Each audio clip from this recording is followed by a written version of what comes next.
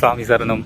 நாம் இன்றைக்கி எங்கே இருக்கோம் அப்படின்னா திருப்புவனத்தில் இருக்கிற கம்பஹரேஸ்வரர் கோயிலில் தான் இருக்கிறோம். திருப்புவனத்தில் வந்துட்டு காஞ்சிபுரம் மாதிரியே திருப்புவனம் வந்து பட்டுக்கு ஃபேமஸ். கும்பகோணத்துலேருந்து ஒரு 6 கிலோமீட்டர் ரேடியஸில் இருக்கிற ஊர் தான் இது. இங்கே வந்துட்டு இந்த கோயிலுமே ரொம்ப ஃபேமஸ்னு எனக்கு இன்றைக்கி தான் தெரியுது. கோயிலோட மூளைக்கு வந்துட்டோம்.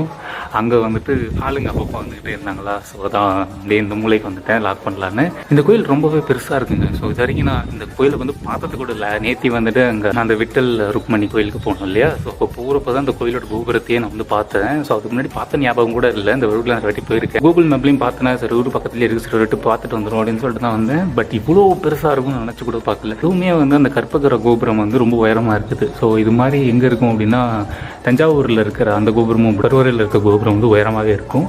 அதே மாதிரி தான் இதுவும் இருக்குது, சிமிலராக தான் இருக்குது. பட் அதே மாதிரி பெருசாகவும் இருக்குது. ஸோ அந்தளவுக்கு பெருசு இல்லைனாலும் இதுவும் பெருசாக தான் இருக்குது. ரொம்ப இதான் 2வது சுற்றிக்கிட்டு இருக்கிறேன்.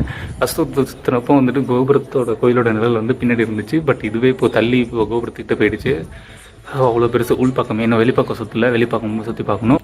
இது மெயினாக வந்து கம்பஹரேஸ்வரர் கோயில் தான். பட் சைட்லேயே வந்துட்டு சரபேஸ்வரர் கோயிலும் இருக்குது. ஸோ அது வந்து யாருன்னு பார்த்தீங்கன்னா வந்து 4 கடவுள் சேர்ந்த உருவம் தானா சரபேஸ்வரர். நரசிம்மரை வந்து கடைசியாக வந்துட்டு சாந்தப்படுத்துறதுக்காக எடுத்த உருவம் தானா. ஐயர்கிட்ட கேட்டேன். ஸோ அவங்க சொன்னது இருக்கும். அவ்வளோதான். நாளைக்கு வேறு கோயிலில் பார்க்கலாம். பிரம்மிங்கிற சிலை புதுசாக இருக்குது. இந்த கோயிலில் தான் நான் ஃபஸ்ட் டைம் பார்க்குறேன்.